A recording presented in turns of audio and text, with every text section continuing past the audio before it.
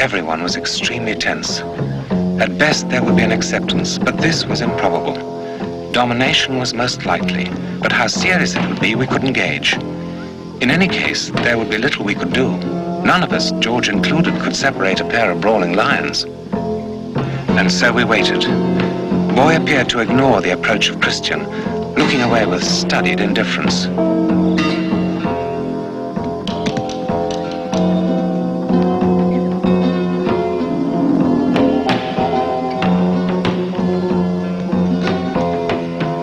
It was Catania, all innocence looking for fun, who precipitated the whole thing.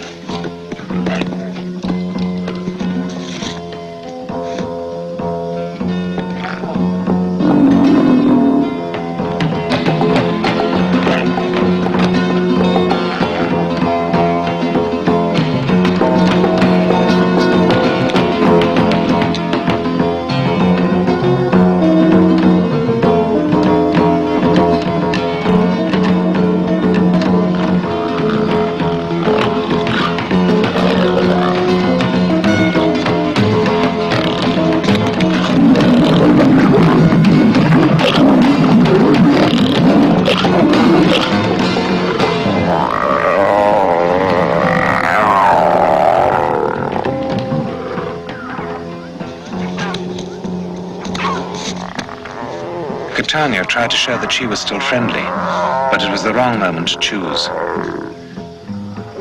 There undoubtedly would be fights in the future, but after this we felt confident. Boy wouldn't kill Christian or drive him off. Even in this first scuffle, Boy hadn't used his claws or teeth. Now at last, we knew that Christian, the lion from World's End, could take his place in the pride George planned to make.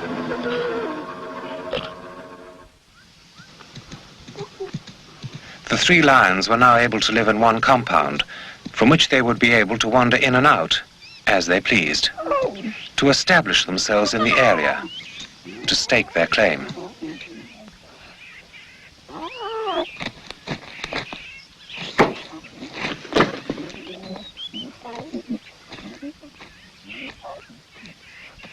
And this was the moment that Ace and John had been dreading most. It was time to say goodbye to their old friend Christian.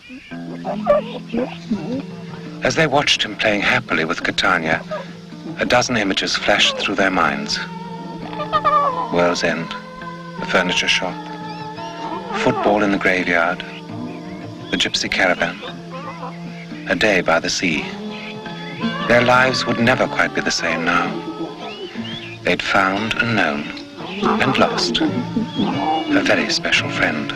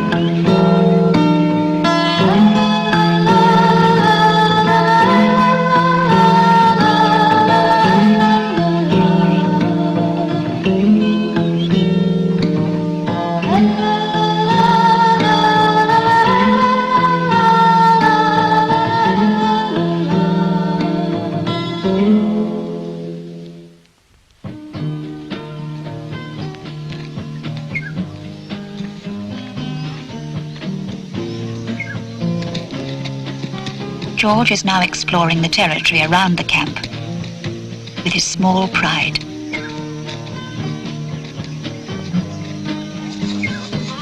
Boy has become quite skittish with Catania. His leg is stronger now.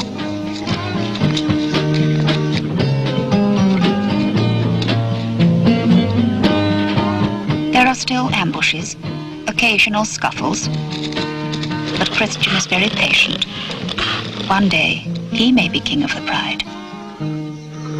There's no time. hearts are waiting, though the world seems so strange and the road seems so long. Gotta make yourself ready for the first taste of freedom. Leave behind your memories and make yourself strong.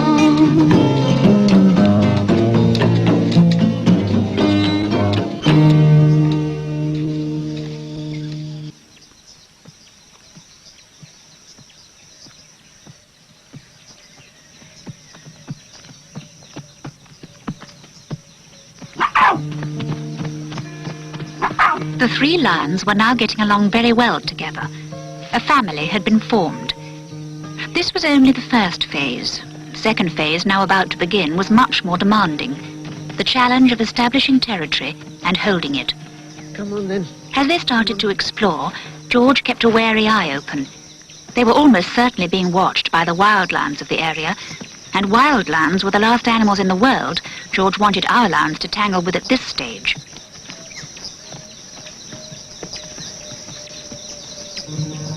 You may see nothing, but you never can be quite sure. Lions are easily absorbed into the landscape. Even in spiky bush country, you can pass within a few yards and not know that you're being watched.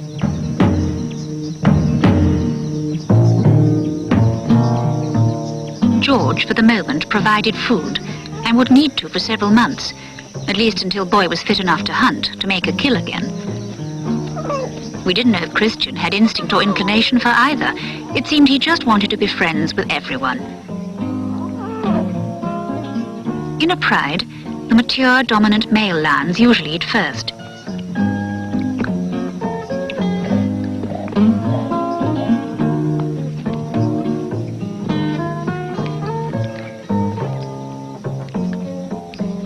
If the others can't resist, if the pangs of hunger are too much, they must be prepared to risk a beating. The pecking order has to be established and maintained, and Christian would find this a useful lesson if he ever tried to join wildlands on a kill.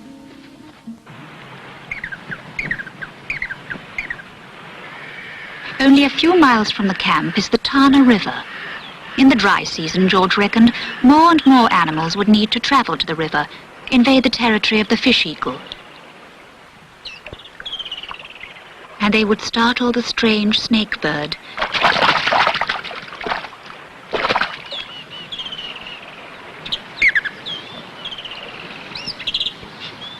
The river and its green, lush banks was a potential source of food for all predators, and, with a little improvisation, for George and Terence too.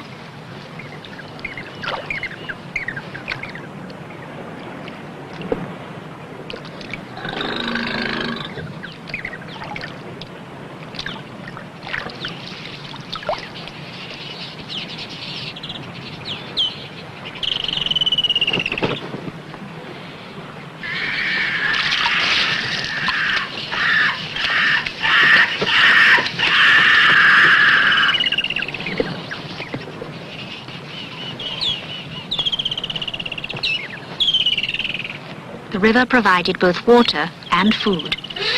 As the inland waterholes turned to grey, muddy crusts, more and more animals would travel to its verdant banks. These would probably become the hunting grounds for our lions, and for those we hadn't as yet seen. The strong-smelling waterbuck and eland that came to drink, and the cool, innocent-looking water itself, were both asset and hidden danger. They were to lead to tragedies we could not possibly have foreseen. No longer alone now is Christian the lion. He's part of a pride in a small family. But the trials are not over, they're only beginning. Dangers are before him in his liberty.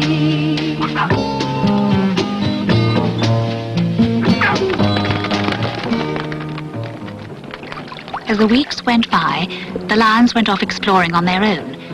It was, I suppose, inevitable they would end up where there was most interest, somewhere along the river. Catania, with her short little legs, couldn't possibly keep up. boy, with his great friend, Christian, stood in the shallow water looking for any movement along the river.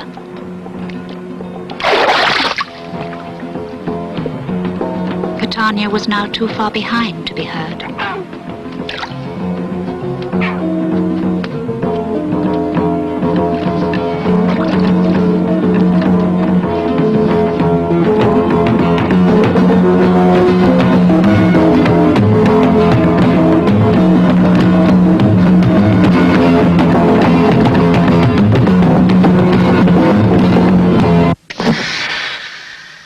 It was a day George had set aside for repairs. At least a couple of punctures a day was to be expected in this hostile, thorny country. It's not uncommon to end up with more patches than tube.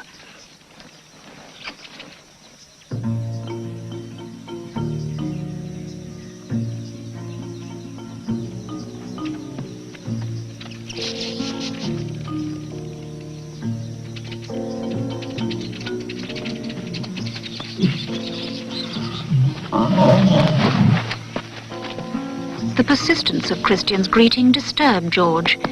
It was unusual for him to return without either boy or Catania.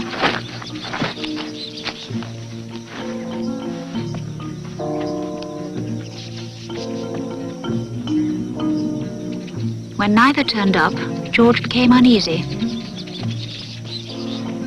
Then, as the minutes passed, he felt alarmed. Christian's behavior was odd. He seemed unsettled, almost as though he wanted George to go with him. George followed the line Christian indicated. It was almost a direct route to the river. Halfway, they were suddenly joined by Boy.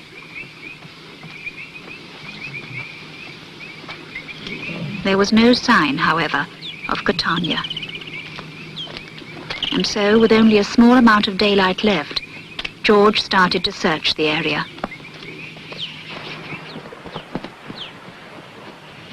The next morning, George's searching and tracking had led him to the river.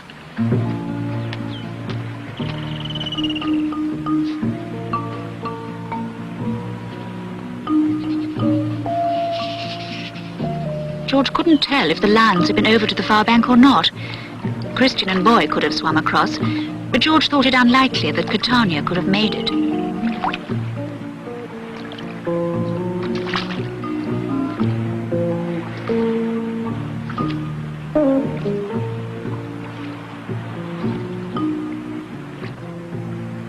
There was just one slender hope.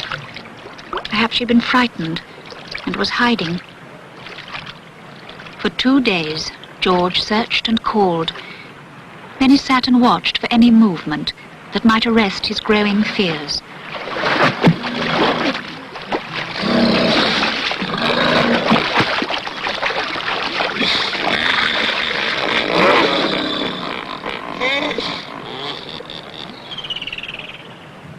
Then about midday of the 3rd day, he noticed movement on a sandbank downstream.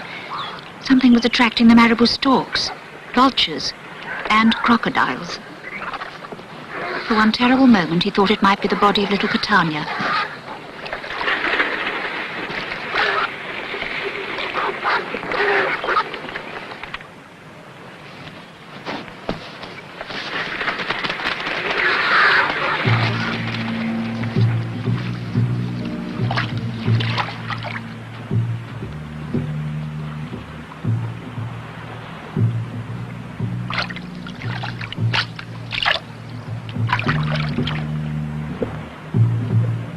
The carcass was not that of a young lion cub. It was the mangled remains of a half-eaten impala.